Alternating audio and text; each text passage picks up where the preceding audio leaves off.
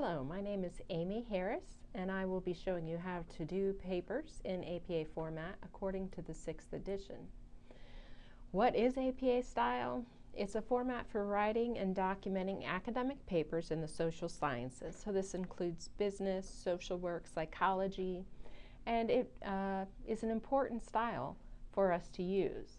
Now, I'm sure you want to know why in the world we make you use APA format.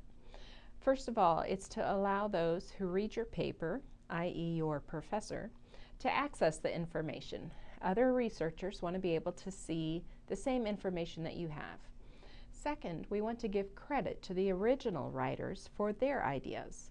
Because we're college students, we don't have a lot of original ideas ourselves yet, so we want to make sure that we give credit to those that are experts. Third, it provides uniform guidelines for academic papers. This makes it much easier for people to grade papers and also for people to read papers and understand the formatting that's used. The most important is to protect yourself from plagiarism. Without using correct formatting, you will be plagiarizing, and this has legal ramifications as well as educational ramifications. Where can you get help? The most important source is the actual manual. It's called Publication Manual of the American Psychological Association. It's the 6th edition, and this has everything you need to know to do APA. I am aware, though, that some students prefer not to buy the manual. In that case, you'll want to look at the OWL website. It's at purdue.edu, and they have a very nice website that explains APA. The link here, apastyle.org, that is run by the APA themselves, and they have a blog where you can ask those tough questions that maybe aren't covered in the manual. Here on campus, we have the ACE Writing Lab. You can call them and make an appointment to have them look at your paper, and they will let you know how your formatting is. So this concludes our introduction to the APA format. We'll be talking in the next video about the main parts of an APA paper.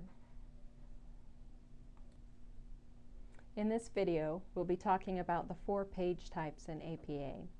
The first being the title page, which has the title of your paper, your name, the university, the running head and page numbers. The abstract page, this is usually for larger papers done during your junior and senior year. And the text pages, this is what we think of as our actual writing.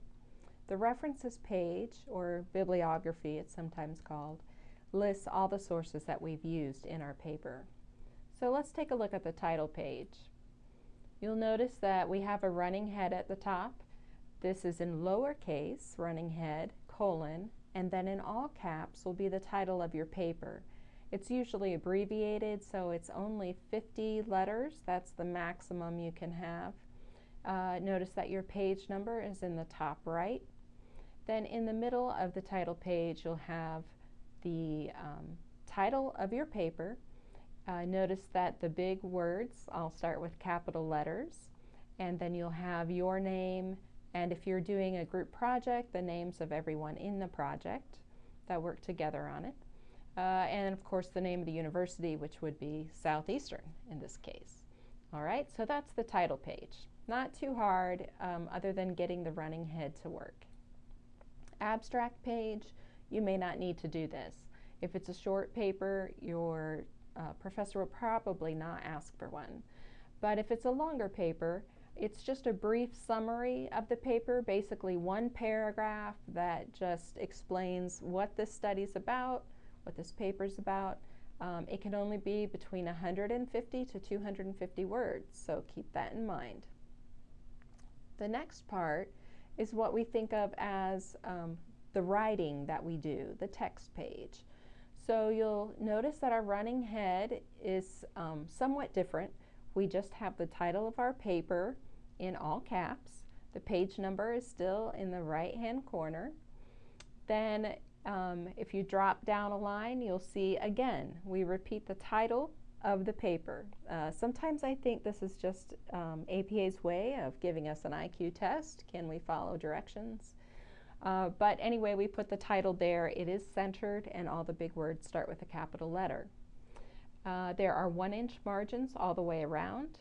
Everything is double-spaced, including block quotes, and there are 2 spaces after a punctuation mark at the end of a sentence. So yes, that means after every period, there should be 2 spaces, and then you start the next sentence. Like I said, it's an IQ test. All right, reference pages. The references should start on a separate piece of paper. It should list the sources alphabetically by the author's last name, and you want to indent all the entry lines except the first line. This is known as a hanging indent, and it's much easier to show than explain. So I'm not even going to try and explain it here, but you'll see examples of it. Now, in APA, we have 2 types of citations. There's the in-text parenthetical citation and the reference page or bibliography, as it's sometimes called. So when we get into the citations, we'll be talking about both in-text and reference page citations. That concludes this section of the video, and I hope you enjoyed learning about the different parts of an APA paper.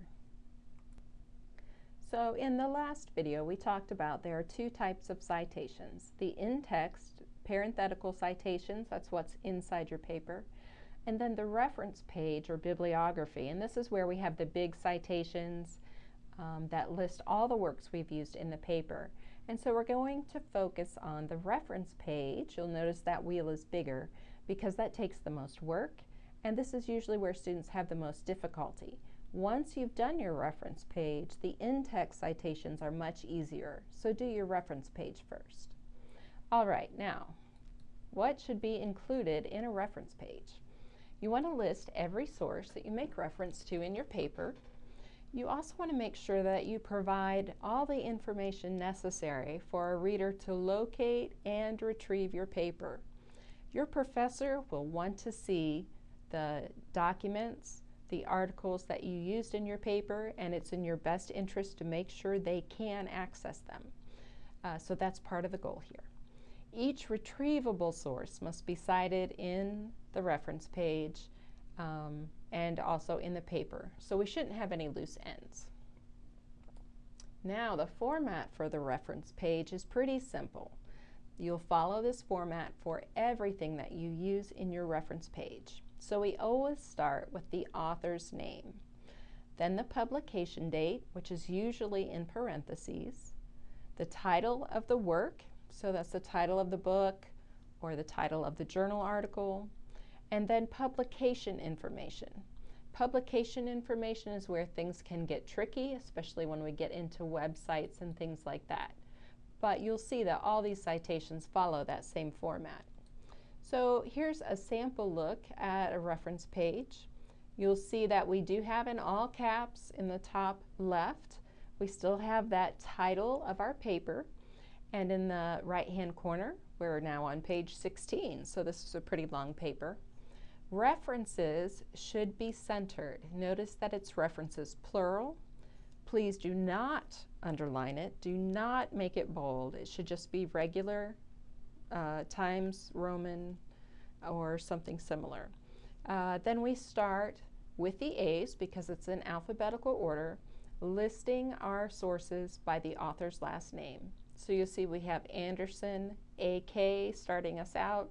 The year comes after that in parentheses.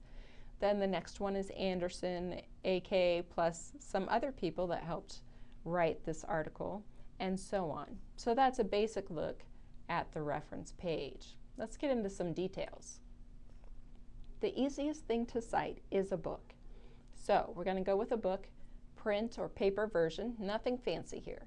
We start with the author, so we have Schotten, M.A. Remember that in APA formatting, you never spell out the entire first name. It's always just first initials. The year, 1989, is in parentheses, and there is a period after the parentheses. Computer Addiction, a Study of Computer Dependency, is the title of the book. Because it's the title of a book, it will be italicized, and only the first word starts with a capital letter. Now, you'll notice we have a slight exception here with the letter A. A is capitalized because it comes after the punctuation mark. So anytime you have punctuation in the title of a book or a journal, the next letter is capitalized regardless of what that letter is. After the title, we have the place of publication, London, England, then a colon, then the name of the publisher. In this case, it's Taylor and Francis. See, a book is not that hard. The Bible is even easier because you don't have to put it in the bibliography. You only need it in your paper. So when we reference the Bible, it's considered a classical work, and all we do is put the verse that we're quoting. So here we have, and now these three remain, faith, hope, and love, but the greatest of these is love. You end your quote with the quotation marks. Then in parentheses, you just put first for 1 Corinthians.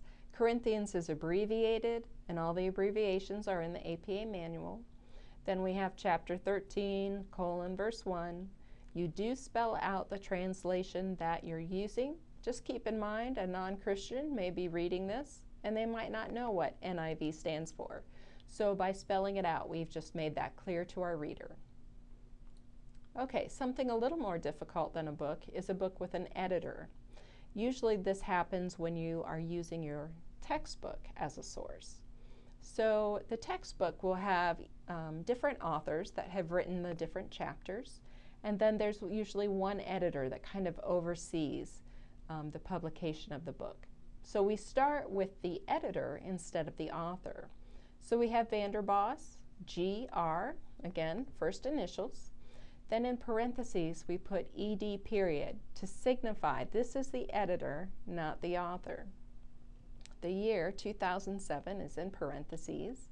Again, the title of the book is italicized, only the first word is capitalized. After the title of the book, we have the place of publication, and the publisher, in this case, the American Psychological Association. So far, so good. All right, the next one is a journal article with a DOI. I'm sure some of you are wondering, what is a DOI? It stands for Digital Object Identifier. It basically acts as a social security number for every digital paper or article that's out there. The nice thing about a DOI is that you can enter it in a Google search and it will take you straight to the journal article. That's wonderful. The only hitch is that some articles don't have a DOI yet. So we'll talk about that in just a few moments. In this case, we do have the DOI, so everything is pretty straightforward. We have our authors. Notice that before you list the last author, you have the ampersand symbol, or the symbol for and. You always use the ampersand when listing authors, every time in APA, so please make a mental note of that. The year, again, comes in parentheses after the authors. Now, the title of the journal article is different than the title of the journal, so you have to pay attention here. You'll notice that, again, it's lowercase except for any letter that comes after punctuation. So after our colon, the N is capitalized, but this is not italicized. The title of the article is not italicized. However, the title of the journal itself is. So human brain mapping is italicized, and each big word starts with a capital letter. After that, we have the volume number. The volume number is also italicized. As a general rule, you do not use the issue number, so don't worry about the issue number. You only need the volume number. Then after that, you will have your page numbers, in this case 290 to 299. The page numbers are not italicized. The period comes after the page numbers. Then DOI, all lowercase, colon, and then there's no space after this colon. Yes, another exception to the rule. So DOI colon, and then the number is exactly as it appears on the article or the database screen that you're looking at. They look all different ways. So Just go on faith, copy and paste it in there, you'll be fine. So that's how we do a journal article with a DOI. Not too bad. Okay, now if we had a paper, remember this is paper, a paper journal article with no DOI, everything's the same, we just don't put a DOI at the end of the paper. So we have author, date, title of the article, lowercase, title of the journal is italicized, all the big words start with a capital letter, the volume number 35 is italicized, and then the page number, period, we're done. Not too bad. An article from a library database will usually follow the DOI example. The databases will try and give you the DOI number whenever it's provided. So that's not hard. Now, the next screen, I need to just explain that this is something we do at Southeastern. This is peculiar to us, and it's really to help your professors. In some cases, there is no DOI, but your professors still want easy access to the journal article because they want to see what you use. They want to take a look at it, make sure it's a good source, that you quoted it effectively, and so on. All right? So what we do is we keep everything the same, except in place of the DOI, we use the permalink. You'll notice this is a URL that appears at the end of the citation. So we have our authors. Again, the ampersand is before Benton, who is the last author. The year is 2010. The title of the article, lowercase, except where the C appears after the colon. College Student Journal is italicized with all the big words starting with a capital letter. Volume 44 is italicized. Volume number 1 is used, and you really need to talk to your professor or to one of the librarians for an explanation of why we put that here. But the issue number, if you do use it, it is not italicized. It's just inside the parentheses. Page 112 to 125. Okay, and then where we would put the DOI, we now have this URL. In the EBSCO database, there is a button for the permalink. Every time you view the article or the article citation, on the right-hand side, there's a link that says permalink. You copy this URL and put it in place of the DOI. Then your professor can just click on this, go straight to the article. They're happy because they can see it, and this makes you happy because your professor is happy. So keep that in mind. Feel free to call the library at 863-667-5089 if you have questions about this, because I realize that I'm giving this to you very quickly. This concludes our video on how to do books and journal articles, and we'll be back in the next video with some other examples. In this video, we're going to shift gears and take a look at the in-text citations. These are the ones that are in your paper, and they're not hard, especially if you've already done the reference page. All right, so we have general in-text documentation. Again, we start with the author's last name, the year of publication, and then the page numbers if it's a direct quotation. If it's a paraphrase or summary, you may not need the page numbers. Here's an in-text example of a direct quote. Now this first one is usually how students write. So we have our sentence, a traumatic response frequently entails a, and then we have our quotation marks to show we have a direct quote here, delayed, uncontrolled, repetitive appearance of hallucinations and other intrusive phenomena. And the quotation mark, then we start the parentheses, Carruth is our author, comma, the year, 1996, comma, and then P period 11 to show that this is on page 11. If it were on more than one page, we would have 2 P's and then 11 through 12. You can look this up in the manual if you want to see another example of that. Now, the way that you will frequently see this inside scholarly articles is that they will break up the citation so that the author and the page numbers are not directly next to each other. So here we have in the second example, Carruth, 1996. Remember, in APA, the year always comes after the author's name, even if it's in the middle of a sentence. Again, another IQ point. All right, so author, year, states that a traumatic response frequently entails a, quotation marks, delayed, uncontrolled, repetitive appearance of hallucinations and other intrusive phenomena, end quote. And then we have in parentheses P period 11, end the parentheses, period, and we're done. That's a very simple in-text citation. Here are some other examples that you may come across. Sometimes you have more than one author with the same last name. In this case, whenever you reference one of those sources, you will put the first initial in front of the last name. So we have H. James and W. James.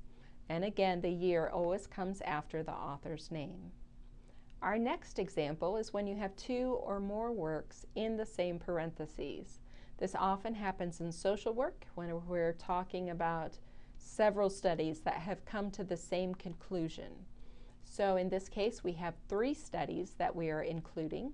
Carruth, 1996, notice the semicolon to split the sources. Fussell, comma, 1975, again the semicolon. Showalter, comma, 1997, and the parentheses. Okay, so that's how you do 2 or more works in the same parentheses.